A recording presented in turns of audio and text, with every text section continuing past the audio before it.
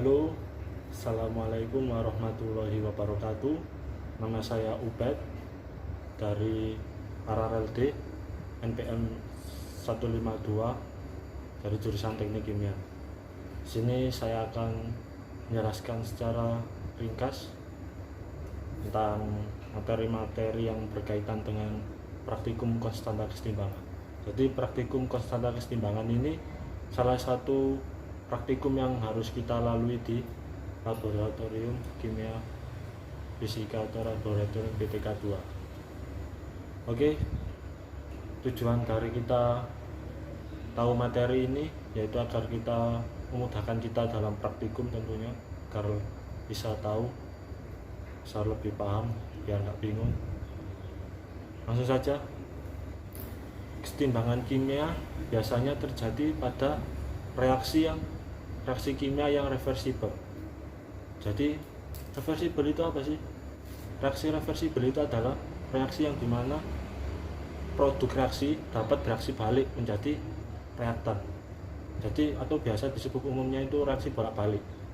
Dan kesetimbangan kimia itu bisa tercapai ketika laju reaksi maju itu sama dengan laju reaksi balik. Dan konsentrasi dari produk-produk dan reaktan itu tidak berubah lagi. Kalau contoh penerapannya dalam industri itu biasanya ada pada pembuatan diesel dari minyak biodiesel dari minyak nabati, yang mana biodiesel dari minyak nabati itu dengan alkohol diperoleh hasil sampingan, yaitu sebuah gliserol. Usaha pengolahan gliserol ini harus diolah lagi supaya bisa menambah nilai jual dari gliserol tadi, meningkatkan daya jualnya. Jadi di sini itu ada sebuah hubungan antara konsentrasi reaktan dan produk pada kesetimbangan, yaitu biasanya dinyatakan dengan konstanta kesetimbangan. Jadi konstanta kesetimbangan itu hubungan antara konstansi reaktan dan produk pada kesetimbangan. Konstanta kesetimbangan dinyatakan sebagai rasio dari hasil perkalian konsentrasi reaktan dengan perkalian konsentrasi dari produknya, yang mana masing-masing konsentrasi tadi dipangkatkan dengan koefisien stoikiometrinya. Kalau dibentuk dalam suatu persamaan, yaitu seperti ini.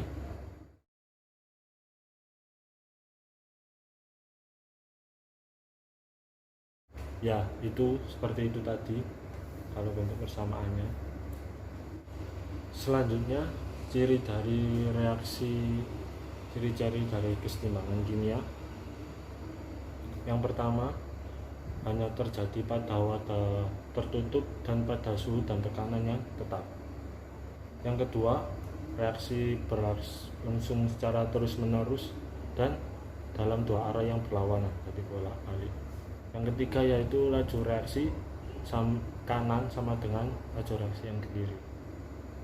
Yang keempat, semua komponen yang terlibat dalam reaksi itu tetap sama, jadi tidak ada yang hilang atau tidak ada yang ditambahi lagi. Yang kelima, tidak ada perubahan yang sifatnya itu dapat diukur.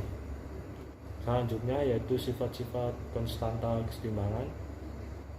Tetapan kesetimbangan K itu, yang pertama, tetapan kesetimbangan K itu hanya valid pada konstanta kesetimbangan. Yang kedua, harga K itu berbeda-beda tergantung pada temperaturnya masing-masing. Yang ketiga, besarnya harga K atau Kc itu menunjukkan seberapa jauh reaksi itu dapat bereaksi. Yang keempat yaitu nilai Kp atau Kc itu menunjukkan secara kualitatif pengaruh reaktan, reaksi atau hasil reaksi pada reaksi yang bersangkutan. Selanjutnya itu ada kesetimbangan homogen dan kesetimbangan heterogen. Jadi kesetimbangan ini itu berbeda, nggak sama. Jadi apa sih itu? Oke. Kesetimbangan heterogen. Jadi yang pertama yaitu pada kesetimbangan heterogen, reaksi itu berlangsung antara dua fase atau lebih. Jadi di dalam suatu reaksi itu ada tidak hanya satu fase saja, misalnya itu padat saja atau liquid saja, tapi di situ ada lebih dari 2 fase, misalnya ada antara padat dan gas atau antara padat dan cair. Sedangkan kesetimbangan heterogen adalah reaksi yang berlaku dengan semua spesies yang sama atau fasenya sama semua. Sebagai contoh kesetimbangan heterogen yaitu pada larutan garam dalam air, campuran dua larutan yang sifatnya sama-sama irreversible, yaitu ada alkohol dan air. Selanjutnya yaitu kita akan bahas tentang tetapan kesetimbangan dan derajat disosialisasi.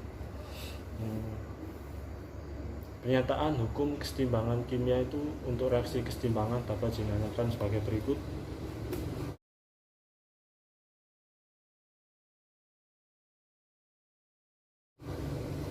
Nah, bentuk umum untuk konstanta kesetimbangan termodinamika dinyatakan sebagai berikut.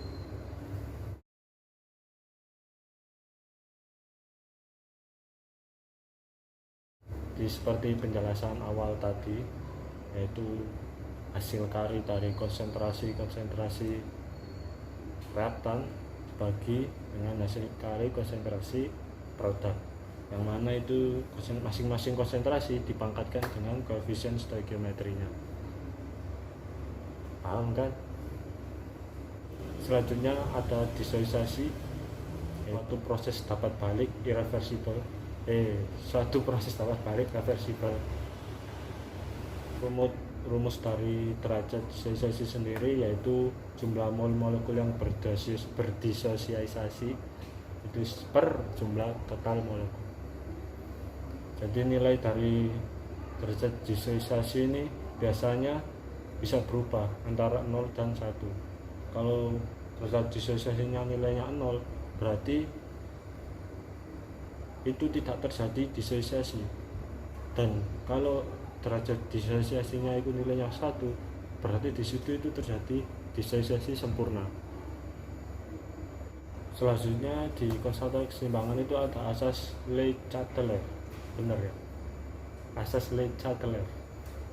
Jadi asas ini menyatakan bahwa jika suatu tekanan eksternal diberikan kepada suatu sistem yang setimbang, sistem ini akan menyesuaikan diri. Sistem ini akan berupa untuk mengimbangi tekanan yang dari luar tadi, sehingga sebagian ini mencoba untuk mencoba setimbang kembali. Jadi itu isi dari asas Le Chatelain. Kadang kan kalau kita melakukan percobaan pasti ada perbedaan hasil antara hasil percobaan kita dengan teori yang ada istilahnya beda lah. Nah, yaitu biasanya itu karena ada faktor-faktor yang mempengaruhi selama kita melakukan percobaan, faktor-faktor yang hal-hal yang bisa mengubah hasil dari percobaan kita menjadi tidak sesuai dengan teori atau tidak tepat. Oke, faktor-faktor yang mempengaruhi kesetimbangan yang pertama itu ada temperatur, yang kedua ada konsentrasi, yang ketiga ada tekanan dan volume. Oke, kita bahas satu-satu. Yang pertama temperatur. Jika temperatur dari suatu sistem kesetimbangan itu dinaikkan, maka reaksi itu akan bergeser ke pihak yang menyerap kalor, yaitu endoterm. Jadi kalau pihak yang menyerap kalor itu biasanya itu disebut endoterm, sedangkan yang mengeluarkan kalor itu exotherm. Begitu juga sebaliknya, kalau suhunya itu kita turunkan, maka itu reaksi itu akan bergeser ke pihak yang mengeluarkan kalor, exotherm. Selanjutnya konsentrasi. Yang konsentrasi salah satu komponen diperbesar, maka sistem akan mengurangi komponen tersebut. Begitu juga sebaliknya. Selanjutnya pengaruh tekanan dan volume. Ini karena hubungan antara tekanan dan volume itu berbanding terbalik ya, jadi agak membingungkan biasanya. Oke, penambahan tekanan itu menyebabkan memperkecilnya volume.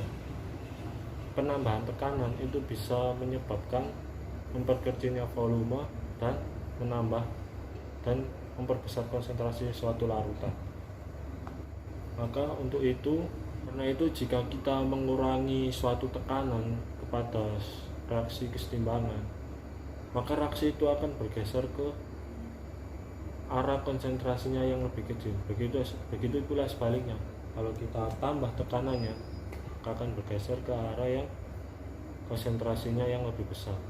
Itu juga dengan volume, karena hubungan antara tekanan dan volume berbanding terbalik, maka hasilnya sebaliknya. Selanjutnya yaitu kita akan bahas macam-macam katalis. Yang pertama, apa sih itu katalis? Jadi katalis itu adalah suatu zat yang mempercepat laju reaksi kimia pada suhu tertentu tanpa mengalami perubahan. Jadi tanpa mengalami perubahan atau ikut campur dalam reaksi tersebut. Hanya dia itu tugasnya hanya untuk mempercepat laju reaksi dalamnya saja. Yang pertama yaitu katalis homogen. Katalis homogen adalah katalis yang mempunyai fase sama antara reaktan dan produk. Jadi umumnya fase dari katalis ini berbentuk cair, dengan katalis dan reaktan itu berada dalam suatu larutan. Penggunaan katalis ini tentu mempunyai keunggulan dan kelemahannya ya. Di keunggulannya yaitu aktivitas dan selektivitas dari katalis homogen ini lebih tinggi dan itu tidak mudah tercampuri oleh pengotor-pengotor lain. Selanjutnya yaitu katalis heterogen. Jadi katalis ini itu berkebalikan dengan homogen tadi. Kalau homogen tadi itu sama fasenya antara reaktan dan produk, di sini justru tidak sama antara reaktan dan produk fasenya.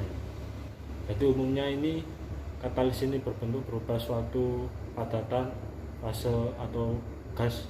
Keunggulannya yaitu katalis ini bisa dipisahkan dengan campuran dengan melakukan suatu filtrasi. Terus katalis ini juga mudah ramah lingkungan dan juga tidak bersifat korosif. Selanjutnya yaitu ada katalis enzim, yang mana katalis ini mempunyai aktivitas dan selektivitas yang cukup tinggi dan juga ramah lingkungan juga, tetapi punya kelemahan di sini. Kelemahannya itu mahal. Terus juga mudah terhambat dan juga biasanya itu hanya sekali pakai. Jadi setelah dipakai ya sudah tidak bisa dipakai lagi. Selanjutnya yaitu karakteristik dari katalis. Yang pertama, karena peran dari katalis sendiri itu adalah untuk mempercepat laju reaksi dan juga tanpa ikut bereaksi dalam suatu reaksi kimia itu sendiri. Jadi hanya untuk meningkatkan laju reaksinya saja. Yang kedua, yaitu katalis ini juga tidak muncul dalam persamaan stoikiometri, dan katalis ini juga bukan merupakan suatu produk atau bukan menjadi bahan. Kasihan ya, ada tapi tidak dianggap. Hanya memperlancar hubungan saja. Banyaknya katalis yang digunakan itu tidak mempengaruhi jalannya reaksi. Jadi mau kita kasih banyak, mau kita kasih sedikit, itu tidak mempengaruhi jalannya reaksi. Tetapi di katalis ini itu bisa mengalami suatu perubahan dari sifat kimia atau sifat fisika. Yang selanjutnya yaitu kadang katalis itu dibutuhkan dalam kuantitas yang sedikit, misalnya cuma butuh 1 gram saja. Kalau kita ambil contoh itu ada 1 gram katalis logam PT untuk reaksi penguraian 10⁸ liter H2O2. Selanjutnya, katalis ini mempunyai sifat yang unik yaitu spesifik. Itu biasanya hanya bekerja untuk mempercepat jenis reaksi tertentu saja. Selanjutnya yaitu katalis itu tidak mengubah atau menggeser kesetimbangan reaksi. Termasuk semua sifat termodinamika atau tanpa ada ditambahnya katalis, sifat termodinamika itu tidak akan berubah. Jadi pengaruh katalis pada sifat termodinamika itu tidak ada. Yang terakhir yaitu katalis, itu tugasnya hanya untuk mempercepat reaksi untuk mencapai kesetimbangan. Jadi tidak memulai suatu reaksi sehingga bisa bereaksi, tapi hanya mempercepat suatu reaksi sehingga mencapai kesetimbangan. Oke, selanjutnya yaitu aplikasi dari proses kesetimbangan. Ternyata ini sangat bermanfaat dalam banyak bidang industri. Kita ambil salah satu contoh saja, yaitu seperti pembuatan biodiesel dari minyak nabati dengan alkohol, yang mana itu bisa menghasilkan suatu produk sampingan, yaitu gliserol. Yang mana gliserol kalau kita olah lagi itu akan meningkat mutunya, meningkat daya jualnya, sehingga produk dari gliserol itu semakin naik harganya. Oke, itu tadi beberapa materi yang harus kalian atau kita kuasai, ya harus kita tahu sebelum melakukan percobaan standar kesetimbangan. Mungkin kalau ada yang kurang jelas atau kurang, ya nggak ada kurangnya sih, saya mohon maaf sebesar-besarnya. Oke, kita sudah sampai di akhir materi. Sampai jumpa kembali, saya tutup. Assalamualaikum warahmatullahi wabarakatuh.